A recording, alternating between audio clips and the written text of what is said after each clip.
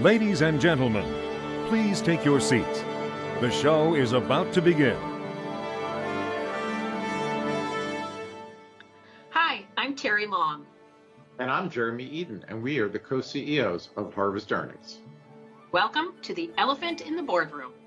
Jeremy. Hey, Terri, how are you? I'm fine. So the elephant in the boardroom that we're going to talk about today is about emotions. So corporations, well, people in corporations always want us to believe that decisions are made very rationally. And we know that decisions are not always made very rationally because of emotions, and not just decisions. Miscommunication occurs because of emotions. Many things besides just the big decisions are impacted because of emotions, because of us expressing our own emotions, not expressing our emotions, not realizing what somebody else's emotional state is. But one in terms of acquisitions, one thing that always struck us as really amazing is, everybody knows I don't know if everybody knows, but we worked with the H.J. Heinz company back in the day. And the CEO he had been the CEO before we arrived. I think he was the immediate predecessor to Bill, right? Was a guy named Tony O'Reilly who recently passed away. And he was a larger than life character. He was, I think, a big rugby star in Ireland. I don't know, but it wasn't good enough for him to have Heinz be an amazing food company, which it still is, as Kraft Heinz. But he made all sorts of really weird, in our opinion, acquisitions under Heinz. So not personal acquisitions. I believe Waterford was one of them. Yeah. And he was an Irish guy, and he made all these acquisitions of Irish companies. I mean, in part probably because he loved Ireland and he loved the products, but it absolutely made 0 sense for Heinz. Yes. So, I mean, there's this really interesting study that I would love for you to talk about, tied to emotional state that is a very serious consequence for people's lives. Go. And just going back to the Tony O'Reilly thing, you know that every board meeting he had, well, I don't know if they had PowerPoints back then. I think they did. He had presentations with facts and figures and the word diversification on every page. Yeah. And about why this made all the logical sense in the world. But the motivation for him doing it was clearly, he loved these companies. So the study you're referring to, which is described in Daniel Kahneman, who's the Nobel Prize winner, kind of one of the early stewards of behavioral economics. And the book is called, I believe, Thinking Fast and Slow. Yes, awesome book. We recommend it to everybody. He describes a study that others had done in which they looked at the decisions that Israeli probate judges, or I'll put it slightly different, Israeli judges were making about the probation decisions for prisoners. And these Israeli judges took this decision, as they should, incredibly seriously. Because if you let out somebody who then commits a crime, that's terrible. On the other hand, if someone is not going to be a recidivist and they're ready to rejoin society and you keep them in jail, that's terrible. So it's a very important, life-changing decision. And they have, rules and ways of thinking about who should get probation, who shouldn't. So the study looked at cases that were highly similar, but decided at different points during the day. And lo and behold, they discovered that they were different when they were made reasonably close to a meal, like breakfast, lunch, or afternoon coffee. And they were the same if they were near a meal, and relatively different if they were furthest from the meal. And that's because meals affect blood sugar, and blood sugar affects the way your brain operates and the mood you're in the vernacular, like being hangry, as some candy bar ad campaign makes clear. We think Snickers. I think it was Snickers. And it was the late, great Betty White was in it. And of course, we've all witnessed being hangry. Certainly people who know me have witnessed it, sadly, in my own behavior. And so yes. We have one particular story that we tell about you being hangry. Oh, do we now? Yes, we don't do. tell it now. But no, we won't. um, and how we are affected. And those judges did not realize that they were being affected in this way to the point that it was affecting their decisions. Some may have thought, oh, yeah, I'm kind of in a bad mood or I'm a little cranky now, but that wouldn't affect my logic and my reasoning. But it does. And if it affects in that kind of public arena where these decisions are analyzed and criticized and reviewed, where people care deeply about it, you can imagine it affects, someone walking down the hallway and seeing their boss and their boss grimaces at them and they think, oh my God, they're mad at me. And in fact, it's because, there's a pebble in the boss's shoe and he hasn't had time to take it out. Brother. Yes, I believe you have your own story about that as well. If I'm remembering right, you were at the Energy East board meeting doing a presentation and you were in serious back pain. And didn't you grimace? Did Wes von Schack say something or how did it come up? So every time I leaned on one leg, this sharp pain went up my back and my face immediately revealed that.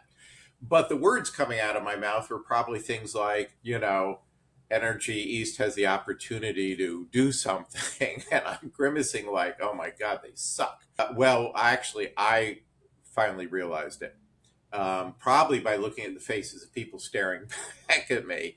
Yeah. And in the middle of the presentation, I said, you are going to see me grimacing. Please, we think Wes and this team has done a great job, but I have this back problem. And I can only stand on one leg for so long. So when I shift weight. So I guess that's part of what we want people to do is be aware of their own emotions so that they can, make better decisions. I mean, we were talking about promotions earlier. Promotions undoubtedly are made based on emotions, and one of those being who I'm comfortable with, which is how we end up, not getting diversity.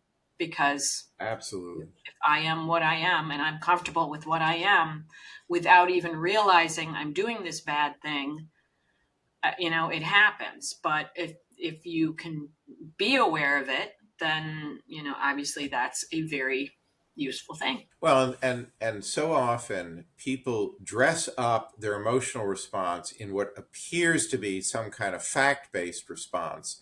And I shouldn't say people, us, you, me, everybody. We're not aware we do that. So a candidate comes in and we say, well, you know what? We need to pick the person who's the best at the job. That's the fair thing, the right thing to do. Who's got the best capability? As if you could stick a rod in somebody and measure the quantity of best ability and just numerically get an answer and pick that person. But that's not what happens. I decide that person is more articulate or more capable or more insightful and chalk it up in my head as they're the better candidate. And that is not what I'm actually responding to. And they've done, of course, all kinds of studies where they'll send in fake people to give the exact same responses to things. Fake people like robots or blow up dolls or where are we going? Yeah. Well, good point. The people are real. The roles they're playing are fake. Okay, gotcha. But here's a perfect example. I don't know when this changed. It probably maybe in the 70s, but certainly in the 50s, probably in the 60s, and maybe even later than that. When someone auditioned for a major symphony, they went on stage and they played their violin concerto and, people listened to it. And they could, of course, see that was a Asian woman and not, a European male. And lo and behold, all the best players were, white Caucasian males. At some point, someone realized they should do blind and just put curtains up. And lo and behold, suddenly those other groups were much better artists. It turns out when you add a curtain, your ability to play music improves. Who knew? Yeah, I mean, this is awful. I guess we do just justify. We come to a decision. We want a particular answer, and then we justify it. Right? We find whatever facts, in quotes, we can to to say, well, that is the right answer because that's what our emotions want it to be. So far, you wanted to make sure we didn't make emotions all Yes, bad. And so far, I we agree. have. So what's an example of Yeah. a good use of an emotion, Yeah, Mr. so E? it's very important that we don't say, oh, the goal is just be facts and AI and spreadsheets and get rid of emotions. That is not at all what we're saying. What we're saying is there's this huge ocean of emotions out in every environment, and we need to be cognizant of them and manage them for good and not for evil, as Don Adams might have said in Get Smart for those of you of a certain age. So, an example: how many times are decisions delayed because somebody actually has a fear? They fear being wrong, they fear being blamed, they fear they don't know enough to make a, oh, sorry. Failure. They fear Yeah, fear of failure. failure. They fear they don't have enough facts. They want more facts, they want more certainty. But actually, what they're doing is denying the organization a decision that would pay off. And so, recognizing when you're being fearful and how that's playing out. Or everybody knows that, you can motivate people to be more loyal, to try harder, loyal in a good sense here, not robotically, but, you're more invested, you work harder, you try harder, you get more engaged because someone is recognizing you and appreciating what you do. And that's a fantastic thing. And if we don't allow that emotion into the system, we're not going to get that response. So it's emotions should play an important role. It's just we should be trying to acknowledge what they are and what's going on in people's heads, including our own. Yeah. And then if we could not expect or react differently to an emotion from a woman than we do from a man, that would be extra bueno. We know that men are allowed to get angry in the workplace at a much higher rate than women are allowed. So if we get angry, then we're erratic and we can't lead or whatever. And, if women cry in the workplace, it's bad because we're seen as weak. But God forbid a man cry in the workplace. That is disaster, right? So we are all human, and we all do have these same emotions. So I don't think we have any good advice on that, other than again being aware. And I will. So the other day I was out to dinner with a couple of my good female friends who have been in executives for decades, and this subject of crying in the workplace came up, and we have each had our examples, and we all decided that generally, I think why women cry, maybe in the workplace, and why in life, is that it's about anger more so than it is about sadness.